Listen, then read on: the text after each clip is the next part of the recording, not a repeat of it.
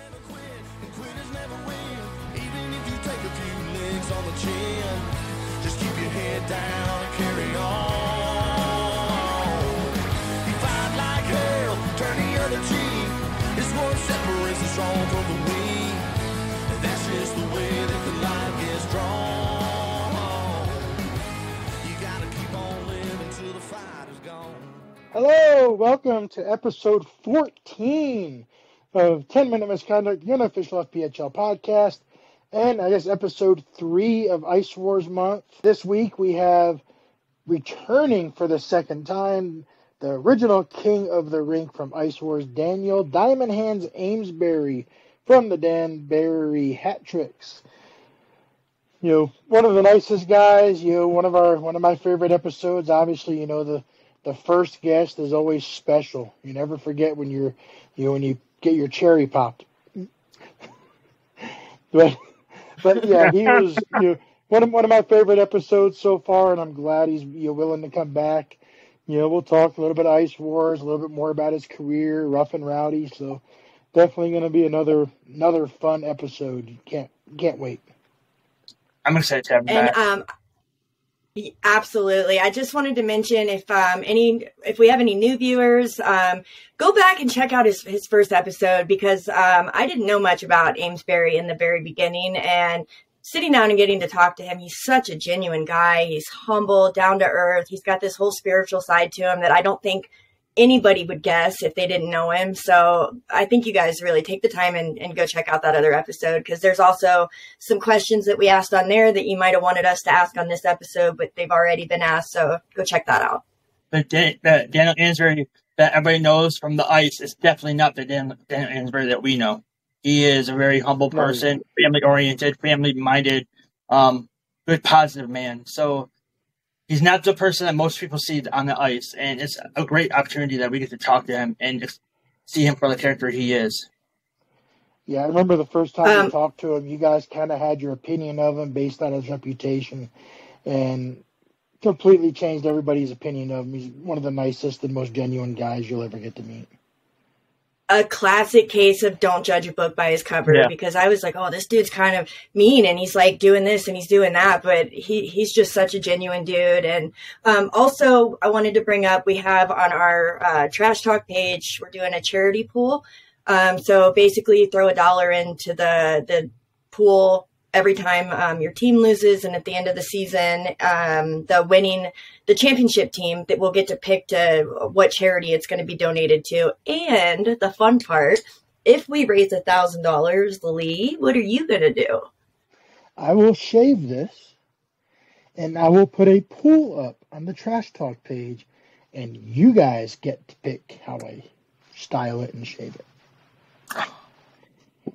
But we have to raise. I'm hoping we hit that 1,000 of $1,000 in order for you guys to get to design it, and me to shave it off on camera. Yep, $1 a game. I think that's pretty affordable for most. I know it's not feasible for everybody, so if you can't, we understand. But if you can, definitely pitch in. I'm excited to see what charity ends up getting the money, and I think that's going to be a lot of fun to see how it progresses throughout playoffs and everything. Absolutely.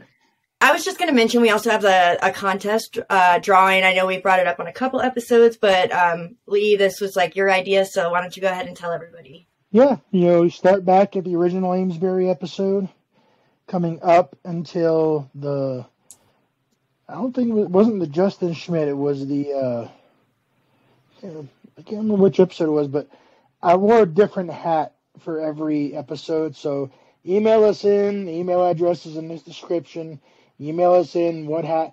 We're not going to make you, describe it to the detail. If you just give us the color of the hat for every episode, your name gets thrown in, and we're going to draw one name. And we have commitments from pretty much every team in the league. So if that's your fan base and you want a free ticket to their game, you're planning a road trip in advance, we'll get you 2 tickets to the game. We'll get you, Ed's going to give some coffee. I think, Anna, you said you were going to get a puck, I believe. And, we've got a Pro Hockey News t-shirt, a couple other prizes. You got some Travis Ridgen cards. So put your name in there. It costs you nothing, just an email. And yes, a few hours of your time to sit here and watch our episode. You get entertained and you win a prize all at the same time. We're gonna draw it next week. So tune in. We'll announce the name next Friday, and we'll get a winner. I might even throw in the shiny quarter. Hey, there you go.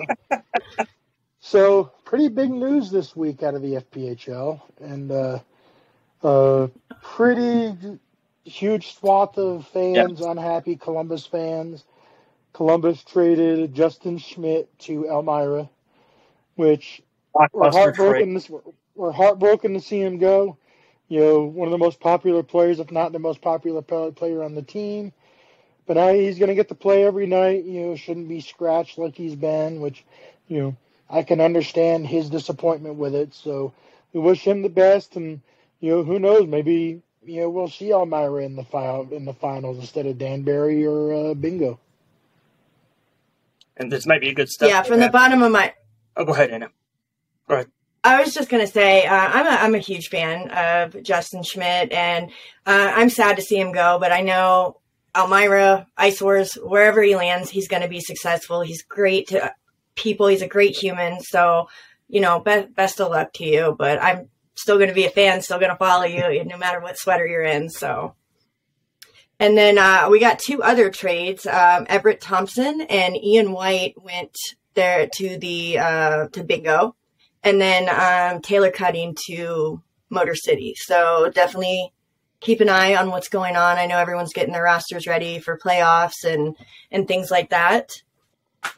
I think that kind of shows. I don't think Ian White's coming back to the Fed.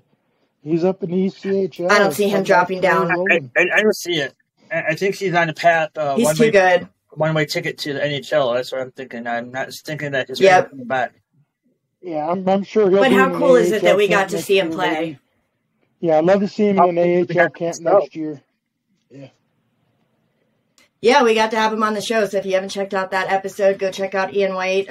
He's another great story of having it all and then having some hardship and then, fighting his way back to the top. And it's very inspirational.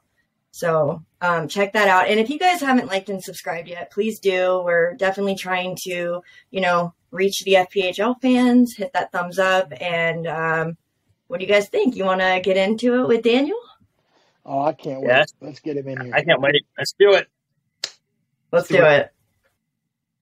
Yes. All right, guys. We are happy to welcome back to the show. He was our first guest ever, and he's gracious enough to rejoin us. Diamond Hands Daniel Amesbury. Welcome, Daniel. Thanks for having me. Appreciate it. No problem. No problem. We can't do Ice Wars a month without having you and Schmidt on. Schmidt was our first Ice Wars guest, and then getting you have to have the two kings. You can't not. Definitely. Yeah, so... and I have to add, Cato was a fun guest. Yeah, he was. Cato's a wild man. Oh, yeah. Yeah, I met Cato in Edmonton. He's a wildcat. He's fun. It's like he has unlimited potential. He was just on fire from the moment we started to the end of the interview. He was just on fire. He had unlimited energy. It was insane. Yeah, I was wondering. When is he going to turn off? When is he going to turn off? And then when we were in Edmonton there, he's just going. He's like a wind-up doll. He's just going. I was like, is he going to turn off? And then I see him walking through the casino, and he looked like he was just a zombie, like he was tired. And I looked at him, and I was like, what's going on? He's like, I'm going to have a nap. And he goes and has a nap, and he comes back, and he's just wired again as soon as he's done his nap. I was like, okay. It was hilarious. So he does sleep. I guess so. Yeah, he was a blast. He was hilarious, and he wasn't ashamed to tell us what he thought about O.J. Simpson. So that was kind of nice. Yeah, that's what I was saying. I don't think he's. That's kind of. Yeah, I've seen him talk about it a lot. So he's a good guy. It's so much like yeah. So since we last talked to you, you got in trouble again. Had a pretty long vacation. So but this past weekend you scored your first goal with Danbury. Of course, a couple of the Binghamton fans got a little salty about that one. So Yeah. kind of tell us about that scoring that goal and how it felt to get that off your back. Yeah, I mean, like I say, it was my first goal since I retired in 2014 in pro hockey. So that was kind of nice. And I've had lots of chances to score, and I've just haven't been able to do it. I've just had a little monkey on my back. So, I've just been shooting the puck a lot more in practice. And Billy just told me to shoot the puck more. He's like, man, use your slap shot. You got a hard shot. Like, come down the wall and just fire them. So I just decided to start doing it. And I came down the wall and just took a hard shot, and good things happen when you shoot the puck. It wasn't the nicest goal, but it was pretty much exactly how I imagined it. Yeah, when you're kind of in that slump, that's the kind of goal that you almost expect. Yeah. Bounce off the backboards, hit the goalie in the skate, and boom, you got your goal. Yeah. I've had pretty good luck getting assists, but I just haven't been able to bury. So it was nice to get it off my back for sure. Yeah, congratulations on that. That's fantastic. Yeah, couldn't have been a better place. Yeah, for sure. So we have a question here from Shahala Navarro. She wants to know who has the best hockey fans, hecklers, and chirpers, in your opinion. I don't know. I feel like bingo energy-wise, just because there's a lot of people, is good. But where were we? I think it was. I can't remember. I think it might have been in Carolina where the fans were. Was it Carolina? I can't even remember where we were. I want to say it was Carolina. The fans were pretty rough, but I don't know. I think honestly, between what I've seen in Danbury and then bingo and our rivalry obviously kind of leads into that. But every time we're in bingo, there's always some sort of fan interaction or some sort of crazy fan getting in your face. And the other thing too, in bingo, your spare goalie isn't on the bench. So he's sitting right beside the fans in the corner where we walk out, and they're just getting heckled the whole game. Frankie, the last couple of games and that's why last game, Frankie was so thankful that we had all our fans come because they sat right in that section. So He wasn't getting heckled the whole time. But I would say for us, it's probably bingo. So you scored that goal. Now, how many more goals do you think you're going to score this season after your goal? Probably good for 4 or 5 more, maybe, hopefully. I'm trying to get in a little bit of a groove here. Like I say, it's been 2014 was my last season. I was starting to feel like I was really getting into the swing of things before my last suspension. I've had 2 major suspensions this year. So as soon as I start getting my game back, then I'm back to square one when I got to sit around for a month and a half or whatever. So I'm hoping that I'll get back to where I was before my suspension and feel that comfortable again on the ice. And then it'll just start to come back. I don't think there's any reason I shouldn't be able to put up a point every other game or even every game in this league. I think right now I guess I got 7 points in 14 games. So if you take all the suspensions or all the penalties that I've gotten, that's almost a point a game. Right. Because we see that you scored that goal. Then I saw on the Facebook that, do you have a deal with Danbury or something like that? I see that you have a clothing line. You said that you scored a goal. I saw a picture of it, and you had your jersey on sale. They said now since he's a goal scorer, now we have his jersey number and all that stuff. Yeah. What comes down? Yeah, Danbury. What kind? Danbury has lots of merch and stuff like that. They do their own thing. I don't make anything off that stuff, but I have my own merch line that I do with AJ, so I'm able to make money off that, which is always a good little side thing that we do through the Ice Wars thing or whatever. So. So it's good. But yeah, I think they sell lots of Amesbury merch here in Danbury too. Because I thought maybe after his second goal that Danbury's going to do Daniel Amesbury bobblehead night or something like that. Every goal. Yeah, maybe they should. Promotion going on. Every goal, put out some new merch. Yes, exactly. They should. Now you were telling me, we were messaging back and forth your last suspension, how, hey, you'll take that to train for your. For Ice Wars, and you've got another Rough and Rowdy fight coming up. So as I'm sure it was hard, not being able to play, you kind of maybe get out of game shape a little bit. But tell us kind of about your training during your suspension and how you stayed in shape and, preparing for your pro fights. Yeah, so like I've just been boxing a lot, really, and like I'm just starting to really feel like a boxer. You know, I got 2 black eyes right now. I don't know if you can tell. I know that. But they're not. Yeah, I was gonna They're not ask. they're not from hockey. But yeah, like I've been, I get to spar here with pro guys and stuff. So, last night I took a couple good licks and stuff, but I'm getting better every day and I'm feeling better. I'm moving around better. So like, I've just been really focusing on my boxing, like I always do my strength and conditioning. I'm obviously on the ice almost every day, so I'm doing that regardless. But my off ice focus as of late has just been sharpening up my boxing skills, getting lots of sparring in, and just, I just really want to just elevate myself as far as boxing is kind of where I'm focused right now. So I've just been at AJ's gym every day. So yeah, your first Rough and Rowdy fight, that was an impressive knockout. I mean, he put him to sleep really quick. And then later you challenged their champion, and he seemed like he didn't want anything to do with you. You think he's running from you, or Yeah, for sure. 100%. Yeah. Yeah, I think like people in that organization realize that I'm like an actual fighter. Like it's a tough man contest, so you're not really getting like high level boxers. It's more just like kind of street fighters and like just barroom tough guys, where it's like they haven't really broken the game down as like a sport and generally not necessarily running into the most athletic guys. So I think with my athletic ability and like now that I'm like committed into boxing and I'm just like focused on this barstool thing and ice wars and stuff, I'm like, man, well, I'm going to fight, I got this fight coming up, and then I'm assuming the next fight after that will probably be for a belt because I'm going to knock this guy out pretty quick in this next fight too. So that's the plan. How did you get in with Barstool and Rough and Rowdy, and what's Dave Portnoy like in person? Yeah. So like, it was AJ that hooked it up. Like that was one of the big reasons I was able to make the move to Danbury. Is AJ kind of added the value for me coming here as well. I see AJ every day. I get to train at his gym. I got the best coaches. And then when an opportunity pops up like Rough and Rowdy, it was only 2.5 hours away or whatever in Providence. And it kind of happened. They called AJ to come do like an appearance at the Rough and Rowdy.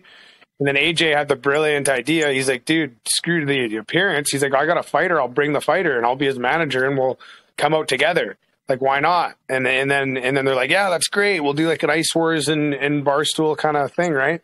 So then that's kind of how it started. And now I think I got my foot in the door now. So I think it's a really good opportunity for me. And it's a good way to start my boxing career and kind of like actually get some fights in, hopefully make some money here. Like it's starting to get bigger and bigger. The purse will get bigger and bigger. And then hopefully I fight for a belt. And then eventually my plan is to fight some NFL player or something after I get the belt. So make some money that way. There you go. That's awesome. I know. I'm looking forward to your next Rough and Rowdy fight. Obviously, I'm looking forward to Ice Wars. When it comes to training, I saw a video that you put up not too long ago, and I'm sure that you've done this, but I wanted to see if you could kind of explain to me what it's for and what it feels like. There was a fighter that you guys put into a huge ice bath. And I know that it probably has to do with like swelling or maybe healing quicker, but I could see that it was a real struggle in the beginning to like get the breathing down. And have you ever done that? Yeah, so I do ice baths. I wouldn't say every day, but probably like 4 or 5 days a week I do ice baths. What? So I do them lots. Yeah, like, there's some guys like on the teams that do them consistently. So essentially there's a couple different things. Like number one for me is like just what it does for my mind and like my mental toughness.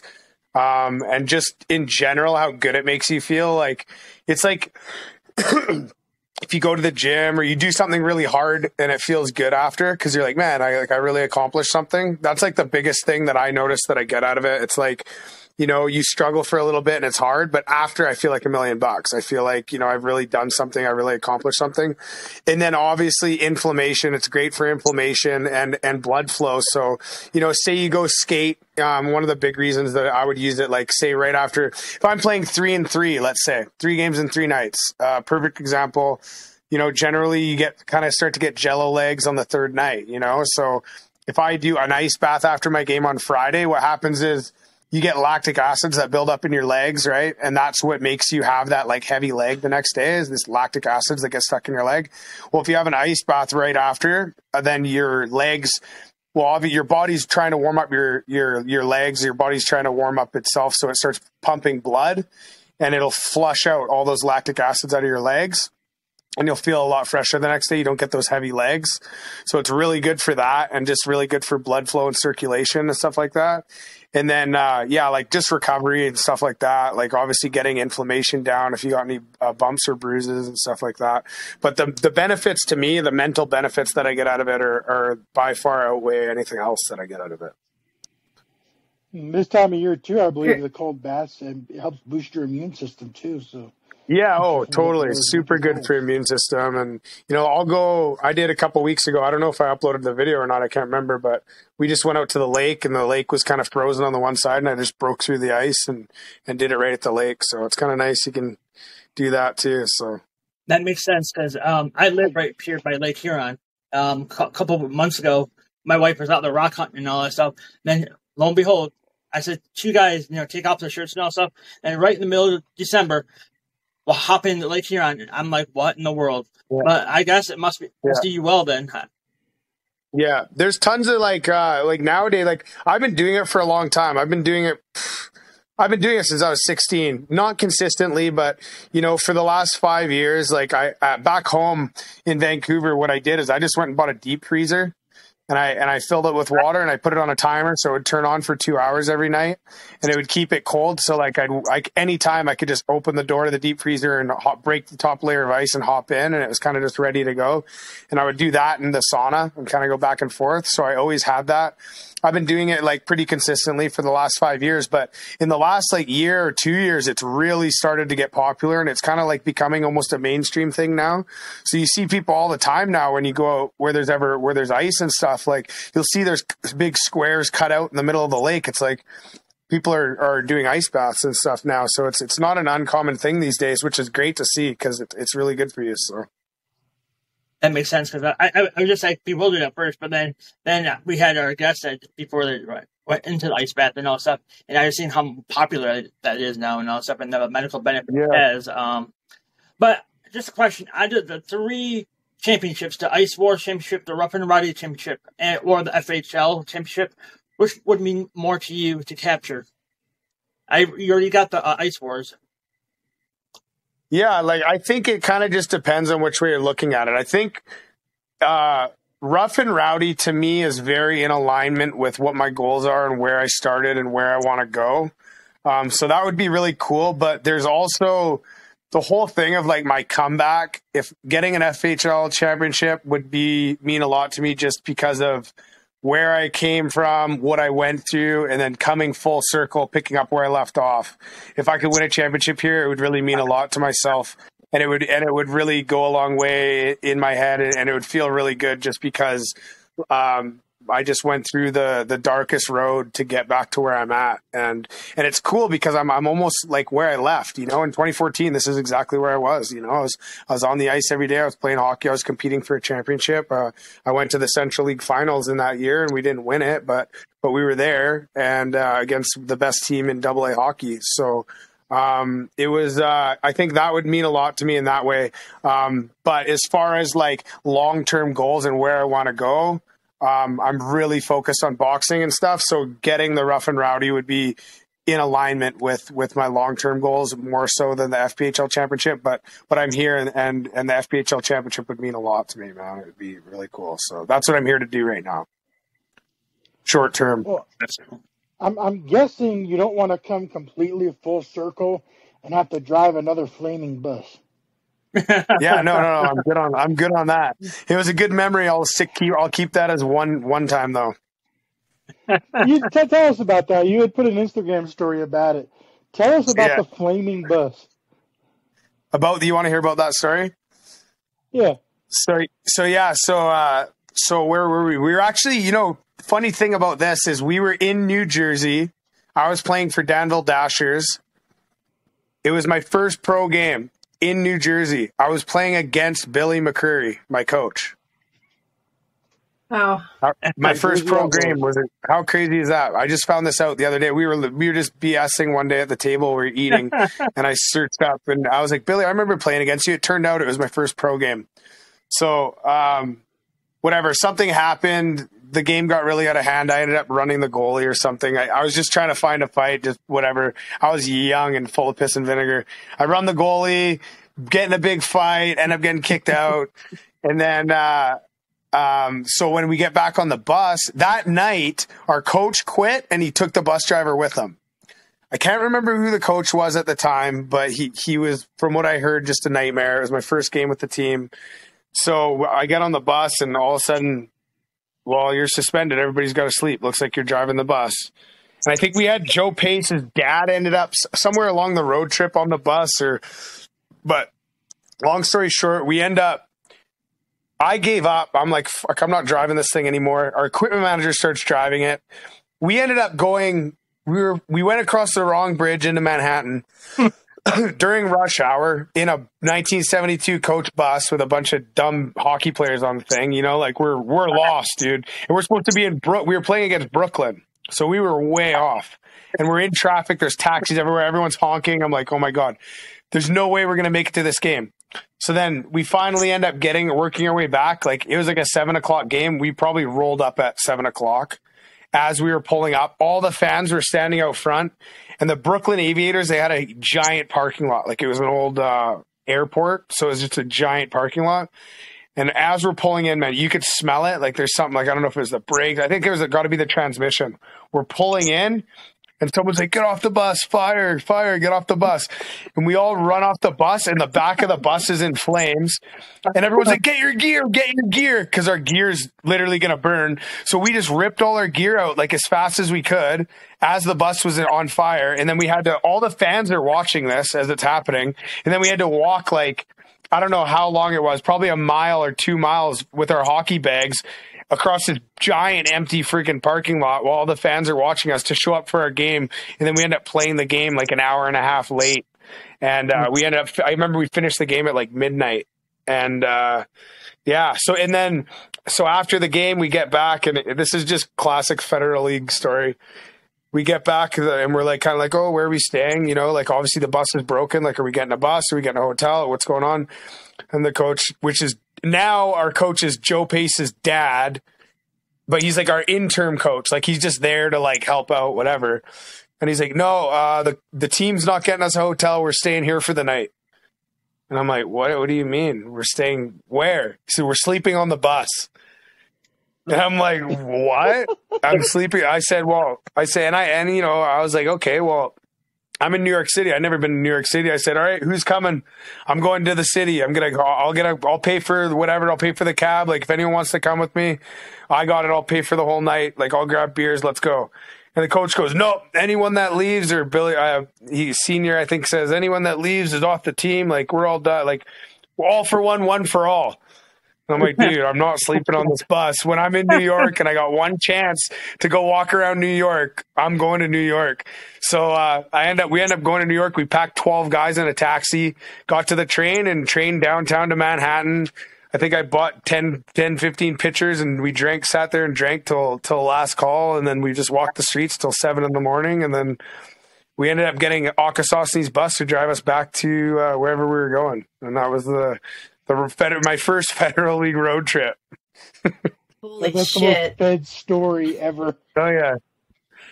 That was like Joe Pace was on that road trip. There was so much more that happened on that road trip that he could tell you about. Like his dad, Tyler Barr. Definitely got to bring this up. Tyler Barr. We were practicing in Brooklyn.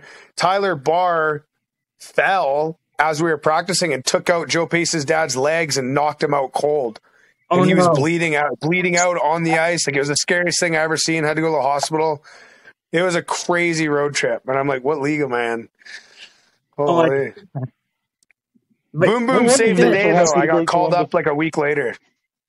Yeah, I was going to say, no wonder you were so happy to be in Columbus. Yeah, so Boom saved the day after that one. That's a phenomenal story, honestly. Like, I don't have anything half as cool as that to tell you about my life. So that's kind of badass.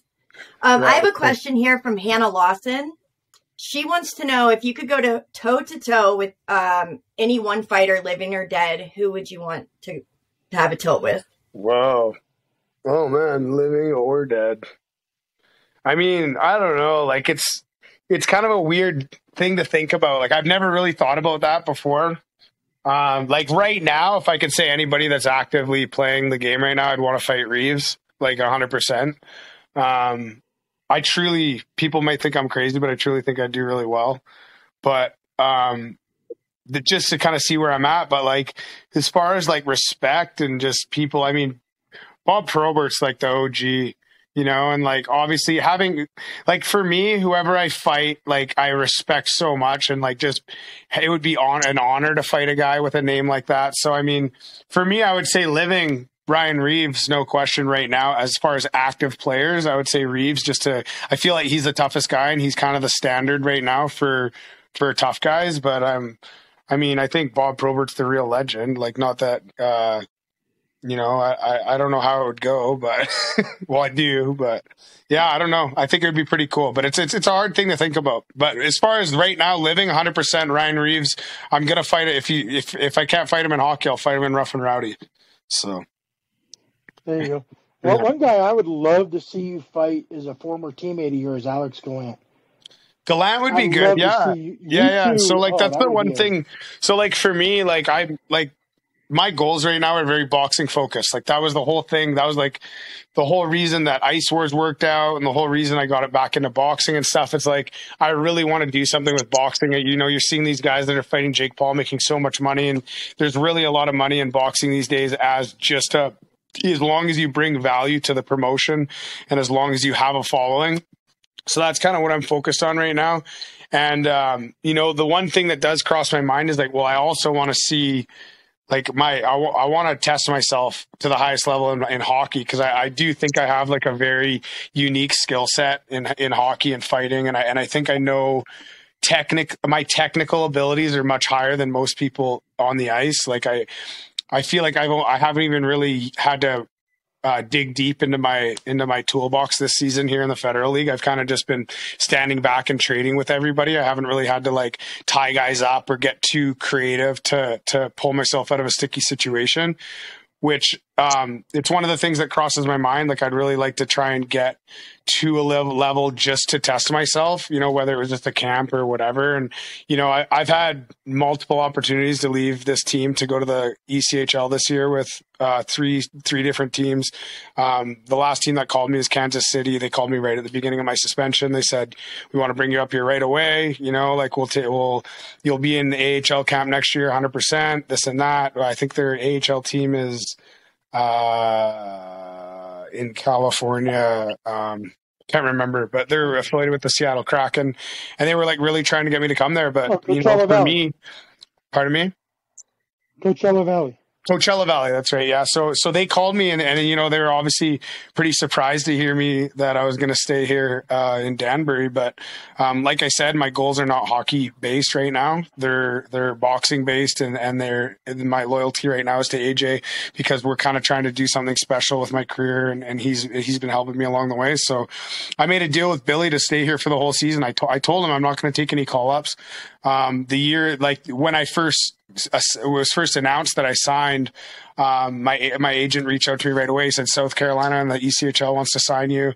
And I turned it down, and my agent thought I was nuts, but here I am. I said I'd stay here for the whole year and win a championship. So that's what I'm here to do. And then who knows what happens next year, but it's definitely something that crosses my mind about possibly going to the coast or possibly getting my foot in the door in the A, just to try and see how I fare against those guys. I think I do really well. I don't think there's many people in the game that have the experience and the technical abilities that I do, as well as like just the off ice, the boxing and stuff like that. So I think I would do really well against most guys these days. So, but there's no really way of knowing until you get tested against them. So, speaking of that, what team? If you said you don't know how long you're going to stay in hockey, but what team would you like to play for once before you retire from hockey?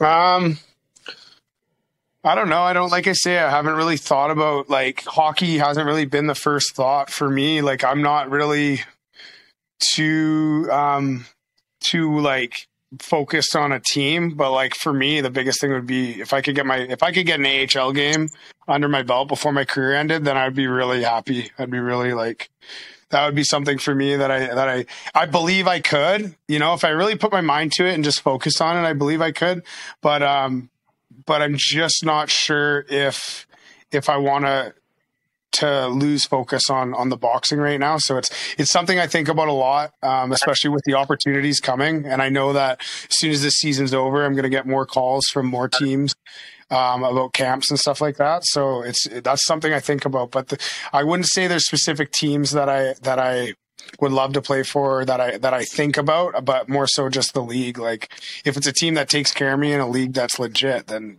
I don't care where I go, you know? Right. So during your last suspension, you missed the last series in Columbus.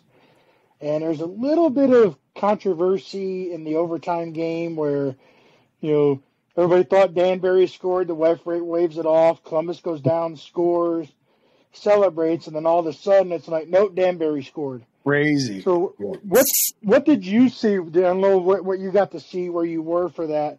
You know, in your mind, what do you think? Do you think they made the right call? I'm guessing you're going to say yes, right? Well, the thing is, for me, like I wasn't there, and like I was in Denver at that charity game with all the NHL alumni guys.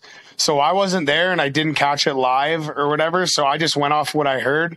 I don't know if it was a good goal or not. Like I honestly heard mixed reviews from the fans and from the players and stuff. So all I know is like, man, that shit happens, especially in this league, man. Like the thing is, you're in the Federal League, man. You're gonna get Federal League refs. It's just the shit that we deal with. I know we got robbed of a goal. I think it was against Binghamton, but it was like clear as day. The net was off and the ref's standing there and the goalie's yelling, net's off, net's off. And it was right in front of me. I was in the stands and the ref, he seen it, but he just decided not to call it. And then they scored and that was the overtime winner. And it was just like, you know, it sucks having to deal with that stuff. But my opinion, I mean, this doesn't really run into the goals, but more of the penalty calling is you can't have a tight, like the refs in this league aren't skilled enough to call a tight game. Like the refs in the NHL, they can call a tight game and not miss penalties, and they can do a good job at it. But when they're trying to ref NHL style and call every single penalty in this league, the refs just aren't at a high enough caliber to do that. So it kind of screws up the games, you know, because they'll try and call little hook or all these tight penalties, and then they'll miss a ton of them too, and then it just throws everything out of whack. Where I think what they should be focused on is calling stuff that's obviously guys getting hurt or it could lead to injuries, blatant hooks, blatant penalties that could prevent goals and stuff like that. But like letting the little tiny stuff like NHL caliber hooks or like just little tiny things, I think you got to just let those go and focus on calling the blatant calls and stuff, because reffing's obviously an issue in this league. Everybody's kind of brought it up. And the amount of suspensions in this league blows my mind too. But I don't know whatever they're trying to do with that, but they're just taking things. They're just taking the game away from the fans by doing that stuff. So having a lot of players, it doesn't do anything for the league to have every team having a player in the stands every game, you know? That's true. It's like a lot of behind the scenes play, that play that doesn't really affect the game that they're calling and all that stuff, that really can put a game in limbo for one team or the other. Yeah. Especially if it's happening way behind there and the puck's away on the other side of the rink. And they're calling something at the last blue line, you know? Yeah. Yeah. So, I mean, it's just kind of what you get. It's single A hockey. That's kind of, it's to be expected that there's going to be missed calls and there's going to be mistakes made, which is fine. But I feel like sometimes it's just, you know, there's stuff that should be getting called that isn't, and then stuff that shouldn't be called that is getting called. And it's just, you know, I think they're just too focused on calling a game like it's the NHL, where it's not the NHL, and the refs aren't NHL refs, so you can't expect them to do the same job. Hopefully the Fed can finally get replay, maybe next season. I wouldn't count on it anytime soon. I wouldn't either. Yeah. So I know not all of maybe your fans or even not all of our fans might have seen the first episode. And I know I learned a lot from you, and that you're very humble and very genuine person. And for anyone that hasn't seen the first episode, could you kind of tell us what was your motivation when you were in some of your darker times and being able to fight back to like where you are today? What kept that drive for you to just keep going even at the hardest times? Well, like, you know, the thing for me is like, I've always had family around and friends. I mean, for me, when I say family, it might not necessarily be my blood, but like, I've always had like people very supportive and people that didn't judge me. You know, some of my family weren't those people. Like some of my actual blood weren't those people, but some of my friends that I call family were. And just, you know, the biggest thing for me is like not being judged when I was going through it and having people still checking on me. And then I just honestly, I'm so lucky for the internet because it's so nice to be able to follow people that say positive thinking things and stuff. And I just think I heard the right things at the right time. You know, I remember I just went through like 3 of my best friends had just died, or 2 of my best friends and my cousin had just died in my life. And when that happened, I heard this saying, and it was so well timed for me. And it was, show me your 5 closest people and I'll show you your future. And it scared me. It legit scared. And I heard it, and I was just about to have my son, my first son, who's 4, almost 5 years old now. And when I heard that, I was kind of like, okay, well, I'm next. Like, no questions if I don't make a big change here. And that was like the first thing that kind of got the ball rolling for me. And then everything after that, it just progress. You know, it's like anything, ebbs and flows. You're going to take 2 steps forward and 1 step back every once in a while. But I just consistently stuck with it until I was making continuous forward progress. And then now I'm just at the point where I realize like that person saying that, the reason like they said that, and look what it did for me. So now my whole intention with everything I do is to be selfless, and it actually gives me more power because when I do things for myself, I don't feel as motivated. It's harder to get up in the morning for yourself. But if you know you got to feed your kids or you got to feed your family, it's easy. You know, it's like, oh, I'm getting up in the morning for these kids. You see them in bed in the morning, and it makes it easy to get up and go and do something. But if it was just for me, it's kind of hard sometimes. It's like one of the explanations I use when I try and explain this is like, taking vitamins or medicine, right? Like for yourself, like if you wake up in the morning, it's hard to do. It's hard to be consistent and actually do it. But it's really easy to remind someone to take their medicine because you love them. You know what I mean? So it's like, so when I just keep myself in that mindset, it benefits me because I'm able to dig deeper and work harder. And then I know it's benefiting other people because they're seeing it and they can follow it, and they can hopefully benefit from something I said or something I do. And the big thing for me is, especially people that were with me and then they went through it, and people from my hometown that have gone through it, is like, you know, you can turn it around and look where I'm at now. I'm doing what I love for a living. I'm on the path that I said I was going to go on, and it's all happening the way I said it's going to happen. And I got my family with me, and I got tons of love, and I got a team and fans and stuff like that. So I just feel like what I'm doing now, I'm just trying to keep it selfless, and it gives me more power to move faster and progress forward. And then hopefully someone hears something I said or gets motivated by seeing my turnaround, and maybe they can do something for themselves. That's kind of where I'm at with everything I'm doing now. It's kind of just directed in that direction.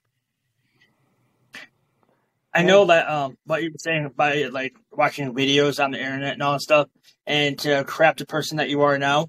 I know that for me, this past year, I have been watching a certain person online too and all that stuff, and he kept saying on the videos, and it kept resonating until I actually put the plan into action and all that stuff. But it is to find growth-minded friends, or will set you on a path where you need to be.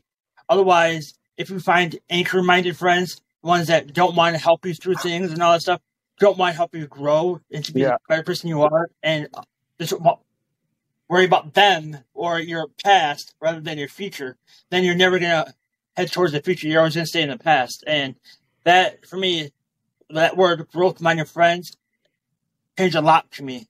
I mean, this is how I found like Lee and Anna and other people that I would normally find, and all that stuff.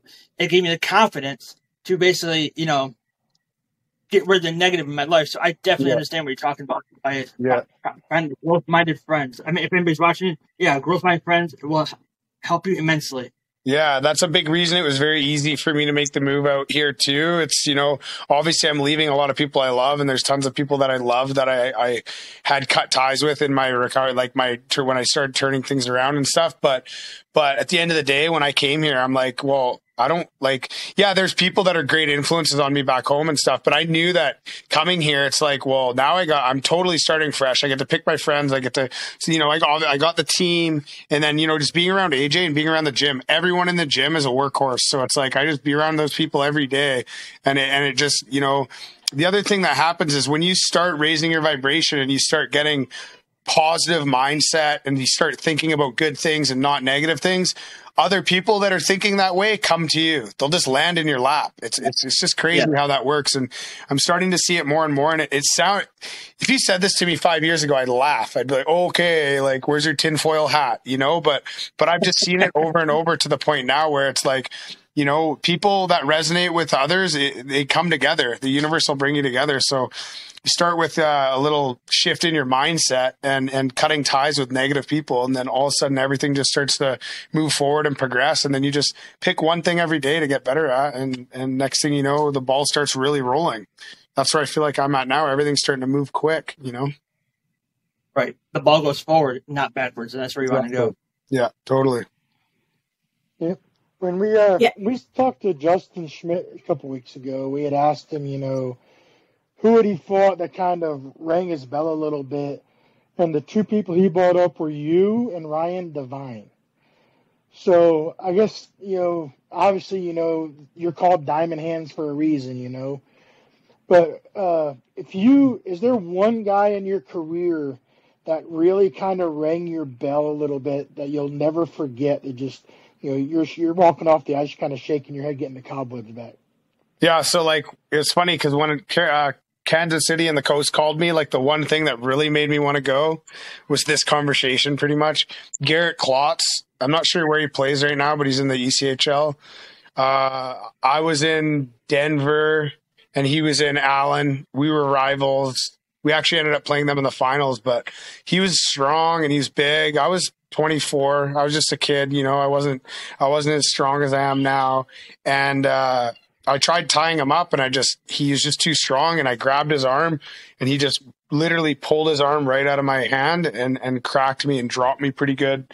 So that was one that I remember. I definitely got rocked. And then one time, Mike Towns in Knoxville, he was beating me up pretty good in the fight. And then when I was going down, he actually landed on top of me with his forearm and drove my head into the ice, and I had no helmet on.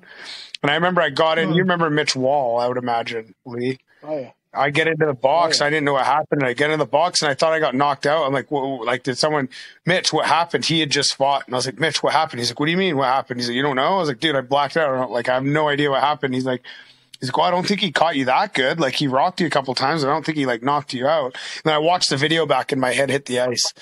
But those are the two times I really got my bell rung. But definitely Garrett Klotz is the first person that comes to mind. 100%. He's a big boy. I think he's 6'6" and 6'6", 250, 260 maybe. Yeah, you fought some pretty good ones in the SPHL.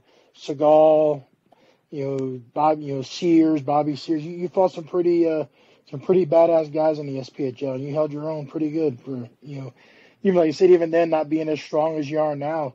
You never backed down. That's the one thing I always respected about you. Yeah, well, that's what I always tell the young guys too. I'm like, man, don't think that I was just the toughest guy, because I wasn't the toughest guy. I was always willing.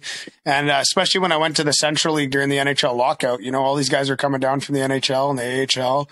And I was, 24, I guess. Well, I would have been 23, 22, 23, my first time in the Central during the NHL lockout. And I'm fighting these guys, Aaron Bugard, Kip Brennan. These guys all fought in the NHL. Kip Brennan fought Chara a few times, and I'm thinking about that. I'm watching this fight the night before. I'm watching him fight Chara on YouTube. I'm like, Jesus, all right, I'm going to fight this guy tomorrow. And it was nerve wracking, but I would just do it, and I definitely didn't beat up everyone. That's for sure. I wouldn't even say I beat up many people in that league, but I did it, and I got my reps in and I got better. And then, I was lucky enough to take some years off and be able to still get better at fighting and not take any headshots. in the meantime, really, so I was really blessed to have a little bit of a break and come back at the age I'm at now, where I got a little bit of dad strength and a little bit more wittiness. Just more experience and stuff. And I haven't really had that many shots to the head, which I'm really blessed for. So that's always a blessing. So yeah, totally. Ice Wars 3 coming up soon. We're hoping they still, they don't know where it's going to be. Hopefully it's still in Cheyenne. We can make the trip up there and see it. But do you know who you're going to be fighting yet at Ice Wars 3? I don't know yet. There's been some talk, but I don't know yet. Until we really get a day and a location set up. Pardon? Do you care who you fight? No, not at all. I told them I'll fight whoever. So that's kind of how I've been with everything. Same thing when I played in the Central or whatever. Like, there's not I don't care, man. I'm there to entertain. I'm there to fight. Like, it really doesn't matter to me. So I mean, I'd rather fight the better fighter, the more exciting it is for me. So, hopefully somebody of a high caliber and we can put on a really good show, but it doesn't really matter to me. Whatever's best for the promotion. That's what I always say. So, whatever the best backstory is, whatever the best, however we can promote it the best, let's do that. So that makes everybody the most money. So. Amesbury takes on anybody. Love it. I love that. I know we are definitely looking forward to coming up to Ice Wars. I'm looking forward to hopefully meeting you in person, seeing Schmitty again. Do you have a date for your next Rough and Rowdy fight yet? Yeah, next Friday. Oh, I knew it was coming up. Yeah. I didn't know it was that close. Okay, cool. Well, I know that March 3rd, few of us will be tuning March 3rd in Charleston, West Virginia. We'll go beat their ass. Yeah, so that'll be fun. Get another first-round knockout under your belt. Hopefully you make it to Port Huron so I can see you. Port Huron. In Port Huron, you mean? Yeah, I'll be there. That's our last couple games of the season, I think. Yeah, I'll be there. Yeah, cool. We appreciate you coming back on again, man.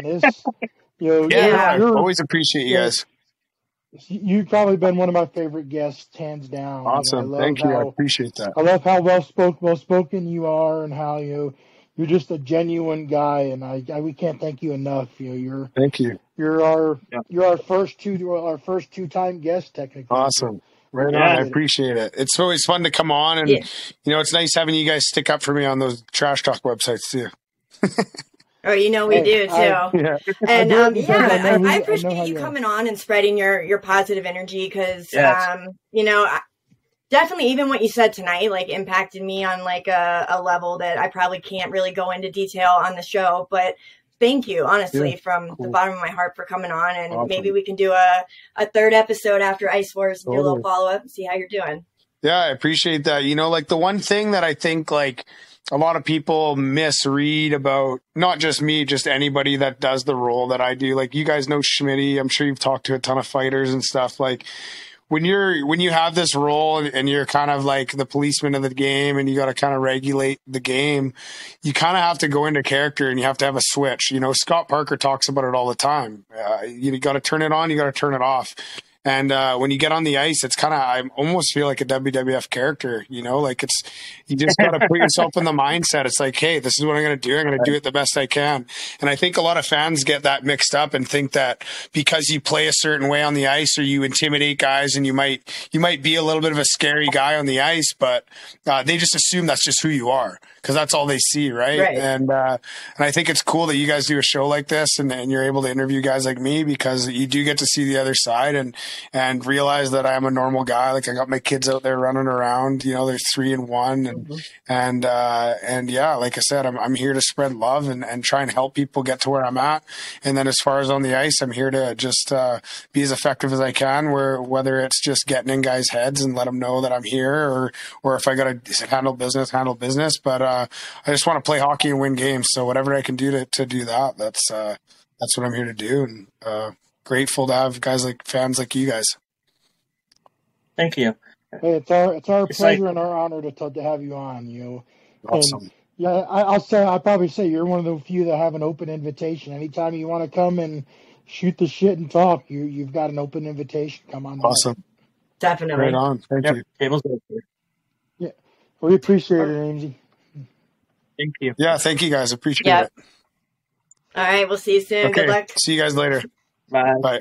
Bye.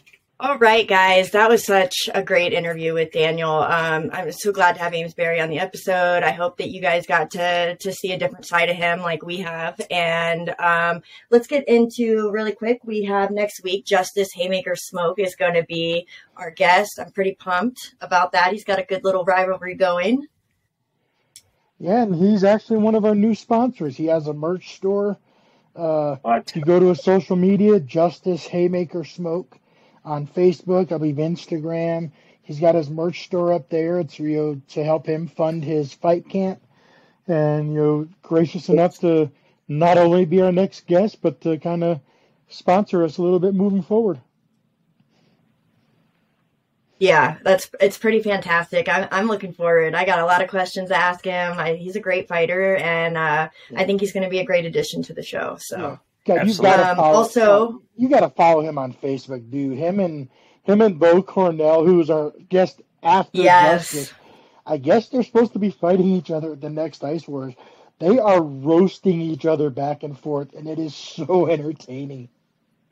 It's hilarious. They are both funny. They're just maybe it's because they're hockey players. I don't know, but the chirps are. I don't know. They're just. It's the pre. Even I kind of want to jump in and say something. Yeah.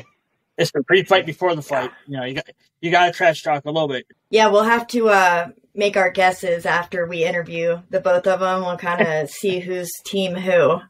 Oh no, we know whose team you're on, Anna. I'm team handsome, so go Bo.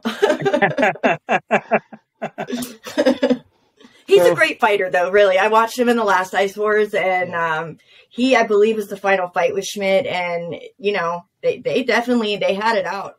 They're both tough as nails. So, but still, Team Bo. Looking forward to that. So we also have our other sponsors, Pro Hockey News Podcast. Again, email Lou.Lafrado. Email in the description if you're interested in covering any of the minor pro leagues. Give them an email and check out their podcast. I listen to it every week. And then Ed, you can tell us about our final sponsor. Okay, my Enchanted Coffee Company, Rose Enchanted Coffee. The link is below. Fresh coffee, best coffee in the whole entire league. Give it a try. And don't we have a couple more sponsors, I believe? The Chattahoochee Valley Warriors. They are an amazing organization that gets veterans on skates and out on the ice to learn how to play some hockey. So make sure you guys check them out. Their link will be in the description as well. And I believe our final thing, we're going to start a new segment where we kind of have a question each week that we get to answer ourselves. So that's going to be kind of fun. And I think it would be fun to start off this week by asking, who is everybody's favorite NHL team? Well, I have technically three. I am a lifelong New York Islanders fan. I grew up early 80s, the dynasty, four straight championships, and the last team in the NHL to win at least 3 in a row. Thankfully, the Avalanche beat the Lightning, so we can still say that. But I'm when I was a truck driver, we spent a lot of time in Vegas, kind of became Golden Knights fans, and I am by default a Calgary Flames fan because of my good friendship with Alex Gallant. Pretty much wherever he's signed, of course, I'm going to support him and support his team. So probably Islanders first, Vegas second, and right now probably Calgary third. Hey, I was a Lightning fan for a year when he was signed with Tampa Bay, so I got that. Mine is I know the athletic trainer for the Columbus Blue Jackets, so that is my team. Although I do have a secondary one, just because long time ago, back in the EA Sports days, the video game drafted me to the St. Louis Blues. So ever since that day, I decided to be a little St. Louis Blues fan just because I got drafted to the video game team. But no, it's pretty much the Columbus Blue Jackets, then maybe the St. Louis Blues. Very cool. And for me, Lightning, Yeah, what's up? I don't know. I'm so sad. I love the Lightning. They're amazing. I'm a diehard fan. I watch pretty much every game that there is, and I would say my second favorite team is literally any team that beats the Bruins. So, sorry to my buddy Doug Smith, but anybody that beats the Bruins is definitely my second favorite team. So, how is somebody growing up in Virginia in the heart of Capital Country not a Caps fan? It's funny because I wasn't a hockey fan growing up. My dad was obsessed with football and by default, hardcore Redskin fan. And, I don't know. It's not that I don't love the Caps I don't love the Caps. I'm going to be honest. I don't know. I'm a Lightning fan. All my family lives down in Tampa, and I can't wait to go visit them again because I'm going to splurge. I'm going to get money or send the money to get tickets on the glass right next to the best goalie of all time. I cannot wait to go visit my family. Did you roll your eyes? I think I saw it a little bit. Billy Smith came out of retirement? I'm sorry, what'd you say? You said best goalie of all time, and I didn't know Billy Smith came out of retirement. See right here? Mm-hmm. I said one of the best. I think he really is actually in the top 10 in the world, which I think is kind of badass. But the other one, you'll have to school me on him because I don't know. Still a newer hockey fan, so yeah. Yeah. We're gonna, but yeah, guys. We're going to try and do this every week. You get to know us a little bit more. And all right, well, another wonderful episode in the books. Looking forward to next week with Haymaker Smoke coming on. He doesn't do many interviews, so we're really, really blessed that he agreed to come on for us next week. So I'm looking forward to that. And this Ice Wars month has been better than I expected. And we're really looking forward to it, and we're looking forward to Ice Wars. Like I said, hopefully they keep it in Cheyenne, and we can get up there. Yep. And if you guys have any questions for us or questions for our guests, make sure you're welcome to send them to our email, and we'll catch you guys next week. Other than that, bye. Like, subscribe, and get the pit. See ya. Bye, guys.